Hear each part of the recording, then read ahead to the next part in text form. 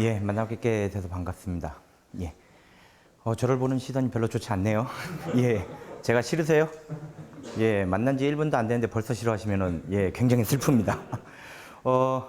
편하게 들어주셨으면 좋겠어요. 오늘 제가 말씀드릴 것은 굉장히 불편한 아이디어이기도 합니다.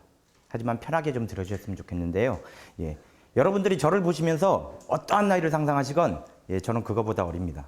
예, 제가 어렸을 때 약을 좀 잘못 먹어서, 예, 생긴 거와 상관없이 이제 들어주셨으면 좋겠습니다. 예, 스톡홀름 신드롬 얘기로 시작하려고 합니다. 1973년 스톡홀름의 한 은행에 은행 강도가 들었습니다. 실패했죠. 예, 그래서 인질을 잡고서 경찰들과 대치하기 시작합니다. 그런데 문제는 인질로 잡혔던 사람들의 심리가 점점 변화하기 시작했다라는 겁니다. 예, 맨 처음에는 인질범들이 자신을 해치지 않는 것에 대해서 감사하기 시작하죠. 예, 급기야는 그 사람들이 나와 같은 운명 공동체라는 생각을 갖게 됩니다. 그래서 경찰들이 인질극을 해결하기 위해서 계속 진입 노력을 하죠. 그랬는데 그 사람들도 와서 경찰의 진입을 저지시킵니다. 예, 경찰들 때문에 자신들이 더 위험해진다라고 생각을 하는 거죠. 끝내는 인질극이 실패로 돌아갔지만 이 사람들은 인질범들에 대해서 한마디 불리한 진술도 하지 않았습니다. 심지어 한 여성은 인질범에게 사랑을 느낀 나머지 파혼까지 했습니다. 예, 이 사람들에게는, 예, 인질범들이 슈퍼히어로 좀 됐던 거죠. 자신들의 안위를 지켜주고 자신들의 평안을 지켜주는 그런 절대적인 존재였다는 겁니다. 그래서 강자의 논리에 동화돼서 이상심리를 나타내는 현상을 바로 스톡홀름 신드롬이라고 부릅니다. 제가 이 말씀을 왜 드렸냐? 기후변화를 대하는 우리의 태도에서도 바로 스톡홀름 신드롬을 느낄 수가 있기 때문입니다. 여러분들은 혹시 내가 가지고 있는 물질적 풍요, 그리고 나의 이 편안한 생활을 위해서 한번 여기에 내가 인질로 한번 잡혀봤구나 라고 생각해 보신 적은 없는지 모르겠습니다. 기후변화를 대하는 태도에 우리가 바로 그것을, 예, 생각하고 있습니다. 빌 게이츠의 유명한 강연이죠. 에너지를 말하다. 여기서 빌 게이츠는 이런 공식을, 예, 보여줍니다. 이산화탄소의 배출량은 인구 곱하기, 예, 개별 서비스의 양 곱하기 개별 에너지의 양 곱하기 단위 에너지당 CO2의 배출량입니다. 좀 어렵네요. 예, 쉽게 말씀을 드리죠. 인구는 계속 늘어납니다. 인구는 계속 늘어나고요. 예, 우리가 쓰고 있는 개별 서비스의 양도 계속 늘어난다고 얘기를 합니다. 하지만 에너지는 좀 바뀌어지겠죠. 에너지 효율화가 되면은 온실가스 배출량이 조금 줄어들 겁니다. 그리고 에너지원이 온실가스로 배출되지 않는 에너지원을 바뀐다 그러면 또 온실가스는 더 줄어들 거라고 보고 있습니다. 하지만 여기서 한 번쯤 우리가 뭔가를 생각해 봤으면 좋겠어요. 우리가 중요한 것을 관가하고 있는 것은 아닌지 한 번쯤 생각해 봤으면 좋겠습니다. 예를 한번 들어드리죠. 지금 전 세계에서 1인당 온실가스 배출량이 가장 높은 국가 중에 하나가 호주입니다. 인구가 2천만 명 정도 됩니다. 그리고 반면에 가장 낮은 1인당 온실가스 배출량을 보이는 국가가 아프리카 중부에 있는 차드죠. 인구가 약 1천만 명 정도 됩니다. 인구는 2분의 1 정도 차이가 나죠. 하지만 배출량은 700배가 납니다. 호주인 한 사람이 차드인 700명분의 에너지를 혼자 쓰고 있다는 거죠. 호주인 한 사람이 차드에 가게 되면은 마을을 밝힐 수 있는 에너지가 됩니다. 예, 굉장히 큰 차이죠. 중요한 것은 인구가 아닙니다. 인구가 계속 늘어나서, 예, 우리가 더 많은 에너지를 쓰고 이것이 아닙니다. 너무 많이 쓰는 사람들이 있다는 거고 너무 많이 쓰는 곳이 있다는 겁니다. 게다가 그 사람들은 개별 서비스의 양이 계속 늘어나야 된다고 얘기를 하죠. 우리들은 계속 그런 것을 누릴 자격이 있다고 얘기를 합니다. 하지만 기후변화는 제로섬 게임이죠. 우리가 줄여야 될 양이 확실히 있습니다. 그래서 누군가 더 배출하겠다면 누군가는 더 줄여야 됩니다. 그런데 이미 온실가스를 많이 배출하고 있는 우리는 더 느리겠다라고 얘기를 하고 있죠. 그럼 이 사람들은 계속 그 정도의 생활 수준을 계속 유지해야 된다는 얘기입니다. 이것은 사다리 걷어차기죠. 이제 제3세계 국가 사람들이 인간답게 살기 위해서 좀 사다리 좀 올라가려 그러니까 툭 걷어찹니다. 니네들까지 올라오면은 지구 망해. 이런 식의 태도가 과연 합리적이냐는 것이죠. 그래서 어떤 사람들은 그렇다면은 개별 서비스량은 계속 늘어날 수도 있어. 근데 대신 우리가 쓰고 있는 에너지를 온실가스 배출이 전혀 없는 에너지원으로 바꾸면 되는 거 아니냐. 에너지는 무한히 받을 수 있다. 라고 얘기를 합니다. 대표적인 예가 원자력이죠. 예. 원자력 발전은 발전 단위에서는 온실가스 배출이 거의 없습니다. 하지만 우리는 작년 3월 11일 날 후쿠시마 사태를 봤습니다. 원자력은 온실가스 배출을 줄여줄지는 모르겠지만 다른 너무나 큰 사회적 리스크를 떠안고 있다는 얘기입니다. 때문에 우리가 온실가스를 막기 위해서 또 다른 사회적 리스크를 떠안는 게 맞느냐? EJ라고 얘기를 하죠. 오랑캐를 막기 위해서 새로운 오랑캐를 불러들이는 게 과연 맞는 것이냐? 라는 것에 대해서 한번 좀 생각해 볼 필요가 있습니다. 너무나도 큰 리스크죠. 그래서 혹자는 다른 얘기를 합니다. 핵융합을 얘기하죠. 예, 인공태양을 얘기를 합니다. 근데 이것이 기술적으로 어느 정도 완성이 되어 있을까요? 예, 지금 우리들이 흔히 보는 그 에너지를 생산하기, 전력을 생산하기 위해서 1기가와트의 전력을 생산한다고 얘기를 한번 해보죠. 그러려면은 예, 이 원자로는 이 핵융합로에서는 1초에 10개 압력 용기의 레이저를 쏴야 됩니다. 근데 현재 기술 수준은 10년, 20년 넘게 연구를 했지만 현재 기술 수준은 하루에 1개 쏘는 수준입니다. 목표했던 것의 84만 분의 1 기술 수준이라는 거죠. 그런데 문제는 이 핵 원자로, 이 핵융합로를 유지하기 위해서 1년에 수십조 원이 들어갑니다. 우리나라가 참여하고 있는 K-스타 프로젝트도 마찬가지죠. 한번 좀 생각해 보죠. 기술적으로 좀 불확실합니다. 상용화가 되려면은요, 지금 과학적 손익 분기점이 약 30년 이상 걸릴 거라고 얘기합니다. 상용화 시기가 아니고 과학적 손익 분기점이. 상용화가 되려면 50년이 걸릴지 60년이 걸릴지 100년이 걸릴지 모르는 거죠. 근데 기후변화는 지금 바로 우리 눈앞에 있습니다.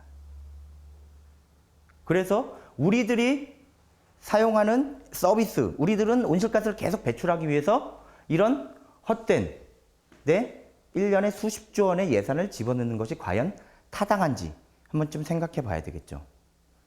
그래서 기후변화에 있어서 가장 단순하지만 합리적인 방식은 우리가 온실가스를 줄이는 겁니다. 우리가 사용하고 있는 에너지를 줄이는 거죠. 그렇기 위해서 가장 대표적으로 세금 제도를 조정할 필요가 있습니다. 자, 근데 세금 제도를 어떻게 조정하면은 이거를 낮출 수 있느냐? 평등하게 조정을 해야죠. 예, 집 좋죠? 예, 집에서 이만한 에너지를 쓴다고 한번 생각해 보죠. 우리나라 가정용 에너지 전기요금 납부자, 가정용 전기요금 납부자 1위가 누군지 아세요? 예, 딱 떠오르시죠? 삼성입니다. 삼성전자의 이재용 전무가, 이재용 사장 됐죠. 예, 죄송합니다, 사장님. 예, 이재용 사장님이 한 달에 전기요금을 2,400만 원 내고 있어요. 공장이 아니고 집에서. 그리고 2위가 이건희 회장님입니다. 900만 원을 내고 있어요. 삼성 일가가 한 달에 전기요금으로 거진 4천만 원을 내고 있는 거죠. 박수 쳐야 되나요?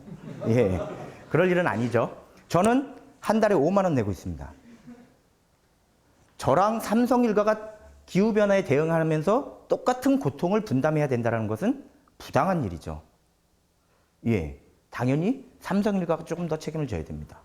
그래서 그쪽에 좀 더 많은 세금을 매기는 게 중요하겠죠. 산업 분야로 보면 더 그렇습니다. 우리나라 산업 분야 같은 경우에는요, 전체 배출량의 절반 이상을 배출을 하고 있습니다. 예, 잘 멋있게 하지만, 예, 전체 50% 이상을 배출을 하고 있는데요. 가정용 전기요금보다 산업용 전기요금이 훨씬 쌉니다. 거의 반값 수준이에요. 예, 지금은 반보다 조금 더 올라왔지만은요.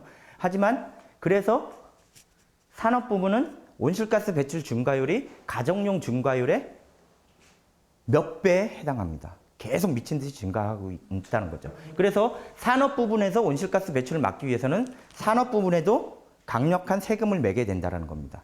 그래서 예, 누진세 개념의 탄소세 도입이 필요하다고 생각을 합니다. 당연히 산업에서는 예, 기업 활동이 좀 어려워진다고 생각할지 모르겠지만 예, 자신들이 배출한 온실가스는 자기들이 책임을 져야죠. 자기가 싼 똥을 딴 사람한테 치워달라 그러면 안 되죠. 예, 우린 깐난아기가 아닙니다. 자신들이 배출한 온실가스는 자신들이 줄이라는 거죠. 그래서 세금 제도를 통해서 조금 더 줄일 수 있도록 만들고 거기서 나온 세금은 기후변화 대응에 다시 사용하면 훨씬 더 효과적인 방법이 될 수 있겠죠. 그리고 또 우리가 온실가스를 줄이기 위해서 어떤 방법들이 있을까요? 예, 여러 가지가 있죠. 예, 엘고어가 얘기를 합니다. 좀 더 고효율의 전자제품을 쓰라. 나무를 심으라. 대중교통을 이용하라. 예, 그 다음 전기코드를 뽑으라. 얘기합니다. 예, 맞습니다. 그렇게 해서 온실가스 줄여야 됩니다. 하지만 그런 착하게 살기, 내가 착하게 살기 방식으로는 기후변화 대응이 근본적으로는 불가능하다는 거죠. 한번 예를 한번 들어볼까요? 예, 제가 KTX를 타고 내려왔습니다. 편도에 57,000원 정도 하더라고요. 예, 왕복을 하면은 11만 원 넘어가죠.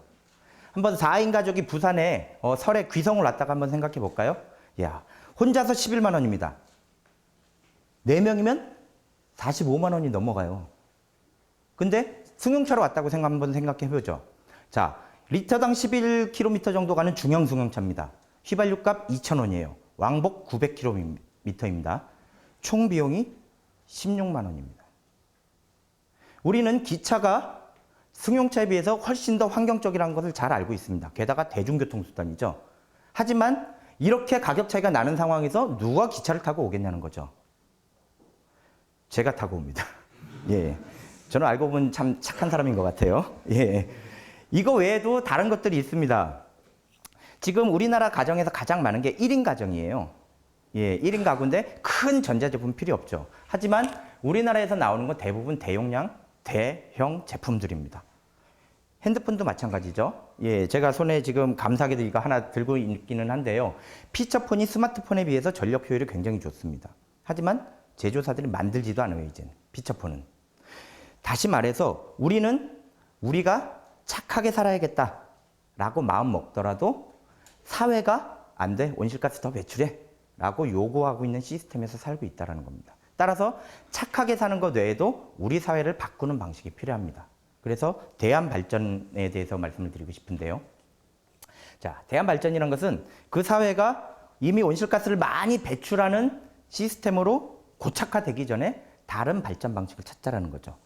2010년에 저희가 라오스 산간학교에 300와트 정도 되는 태양광 발전기를 지급했어요.